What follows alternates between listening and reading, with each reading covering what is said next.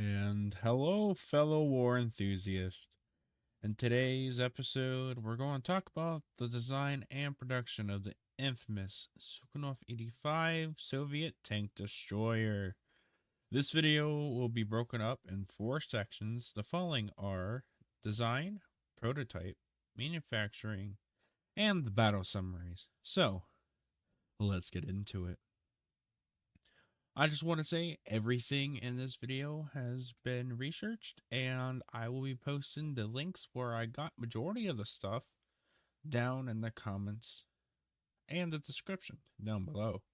So, let's get into the design process and why they did it. Early in World War II, the Soviet tanks such as the T-34 and KV-1 had adequate firepower to defeat any of the German tanks then available.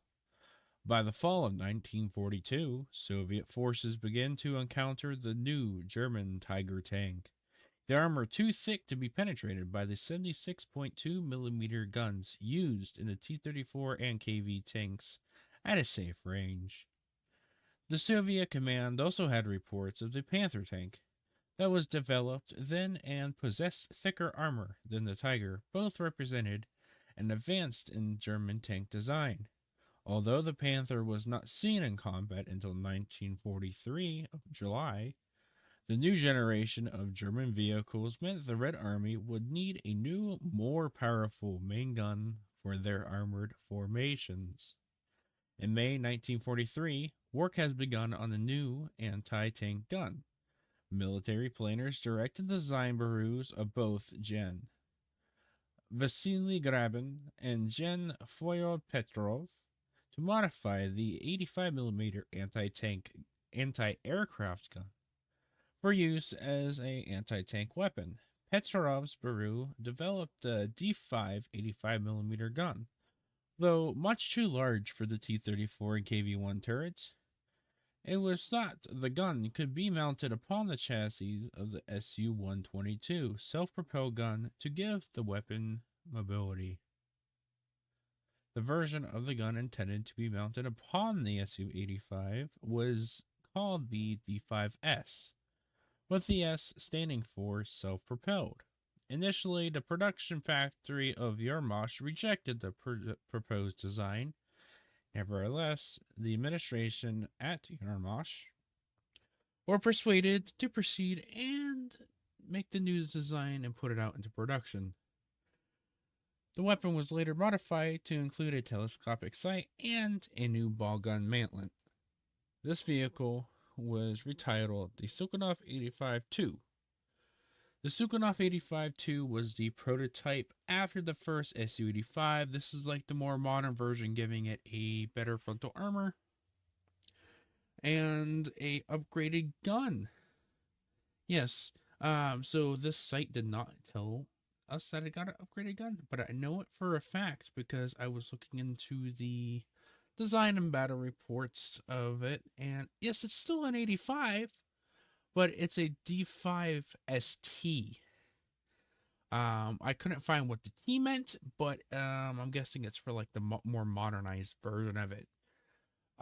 So the prototypes. There were four prototypes. Though the information on these prototypes are unclear, they were only months before full-scale production of the regular Su-85 tanks. And for the Su-85-2, aka Su-85M, the production of the Su-85M was slender because it was more towards the end of the war, and on top of that, there were 8 prototypes. Information on that too is still really low. Give it its Russian sources.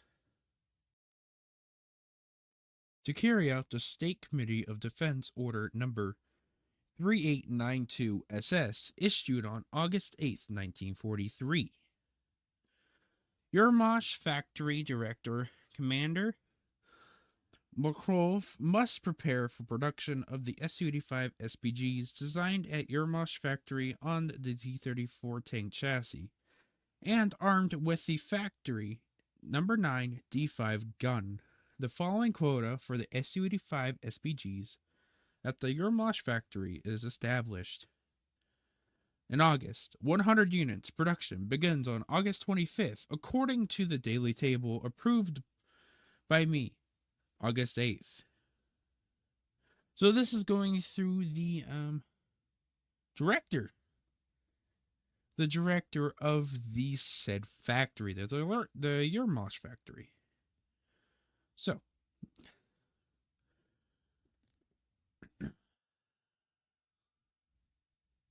production of the SU-122 at the Yermosh factory must end due to the start of the SU-85 production. The Yermosh factory is permitted to deliver 25 SU-122 SPGs in August to use up to the backlog of parts. Factory number 255 Director Commander Morris must produce and deliver electric triggers for the D5 gun in the following amounts. August 125, September 200, begin delivery on August 15th in even batches. Head of the 1st Department Command Fedorzov must supply the Yermosh factory with 85mm D5 guns and optics in August. Yermosh Factory Director Commander Mokshavov must provide Factory Number 9 with blanks for the 85mm D5 guns in the following amounts. August 270 units starting delivery on August 7th, September 300. In accordance with the decree of Committee of Defense, the director of the Yermosh factory is allocated 500 rubles to issue a bonuses to the workers who excel in production. Consider that the State Committee of Defense decree requires the People Commissariat of Armament, Commander Rypiklov, and Factory Number 9, Commander Gunor, to deliver the following amounts of the 85mm D5 guns. August 110, starting supplies on August 23rd. September 170. The NKV Commander Rykolov, Factory Number 9, Commander Gunor, and Gao Commander Yokovi to resolve defects of the 85mm D5 gun found by the State Commission during the trials.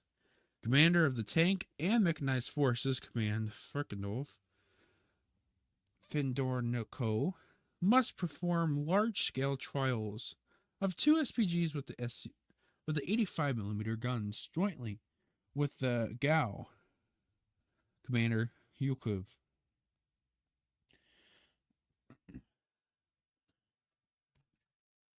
Until D5 guns begin arriving, the Yermosh factory is permitted to perform question and answer runs of Su-85 SPGs. The ballast instead of a gun. Guns must be installed prior to delivery. All defects must be corrected by the factory after company exercises. The Secretary of Severskov, VKP, quotes B, Regional Committee Commander Entrov must provide necessary assistance to Yermosh Factory and Factory Number 9 in organization and completion of the Su-85 SPG and D5 gun production plan.